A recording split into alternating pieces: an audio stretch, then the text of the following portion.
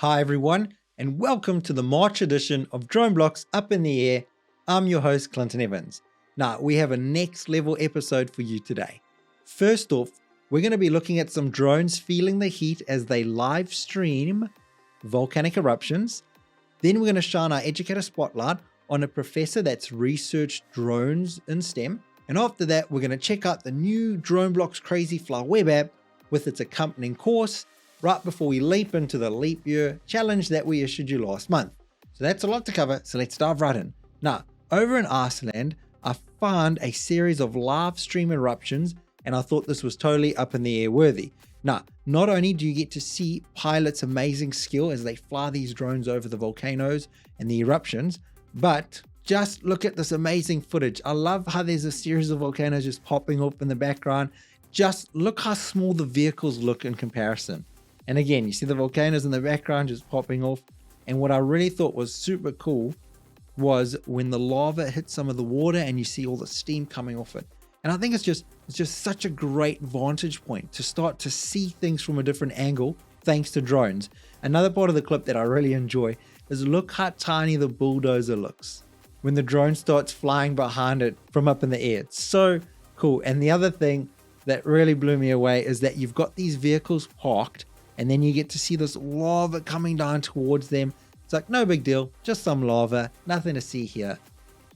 Now, one of my biggest takeaways from these live streams is that you've now got researchers that can look at this footage, get up close and personal with the lava without, the health and safety issue, and they can take their research to a whole new level. And speaking of research on a whole new level, our educator spotlight shines its light all the way over to Athens, Greece, as we look at Professor Trifon Sevenis. I hope I pronounced that name correctly, apologies if I didn't, and we look at Professor Trifon's journey. Now, what I think is so cool, if you read this blog post, you will see that in 2017, studies regarding drones in education were theoretical or hypothetical, or at least that's what Trifon's professors told him. And you see this launched Trifon into a research mission, and if you read along the journey, there's some cool takeaways, and one thing that really jumped out at me was Trifon says that in order to get the drones in front of the students, you have to win the teachers over first. And that is so true. And then in one of the research experiments conducted, 181 teachers went through this process, and 170 out of them chose DroneBlocks, which is real cool. Now, there are some links to some of the papers that Professor Trifon has published, so check those out. Highly recommend you give them a read, and that's amazing work, Professor.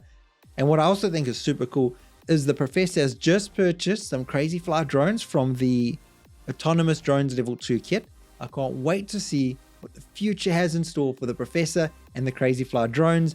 And speaking of the Crazy Fly drones, the new DroneBlocks Crazy Fly web app has been released, and it's come with this very cool course in our curriculum. Now, in this course, I show you how to use the app. I also show you how you simulate flight with block coding, as well as flying a real Crazy Fly drone with the same app. And it's so cool. The course also covers the block coding basics, and with that you learn basic coding concepts. You also get to fly in shapes like squares and triangles, and it's such a great way to see how drones and mathematics go hand in hand. It is so cool. And one of the best things about the app and the Crazy Fly is that because the Crazy Flies use Bluetooth, the connection process is leaps and bounds ahead of older drones. And speaking of leaps, how did you get on with the leap year challenge that was issued to you last month? Did you get your drone to fly in a leaping motion? Well, here's my solution. So I know what you're thinking. Well, if you look at my code, you think, Clinton, wow, you're repeating yourself. And that was just a test and you passed. So let's quickly put this in a loop. So we're just going to get a loop block, put this in the loop, and then delete the redundant blocks. Okay, now we're going to launch our mission, and there you go. Go menu, take off. Now, as you can see, the drone takes off, flies forward, and you'll see that the curve block comes into play. And these are my curve points. The X1, Z1 is giving our drone the forward and up motion, and then the Z2 and X2 is giving it the forward and down motion, which creates that nice little hop. And you can see we've hopped 3 times. It is so cool. So how did you get on? Did you have something similar? And what do you think of the drones leaping? I personally think it's so cool. And speaking of cool, your March challenge is to log into the new DroneBlocks Crazy Fly web app. The link is below. So click on there, sign in with Google, sign in with your email. Once you're in, have your Crazy fly in this virtual classroom and land on at least 2 other helipads. That's your mission. Fly on 2 other helipads, screenshot your code, and either put it on the community forum, or you can tweet it to us using the handle @DroneBlocks. I look forward to see what you come up with, and that takes us to the end of the episode. Thank you so much for watching.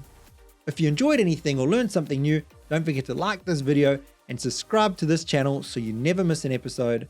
So until next time, keep your drones in the air, your students engaged, and have fun.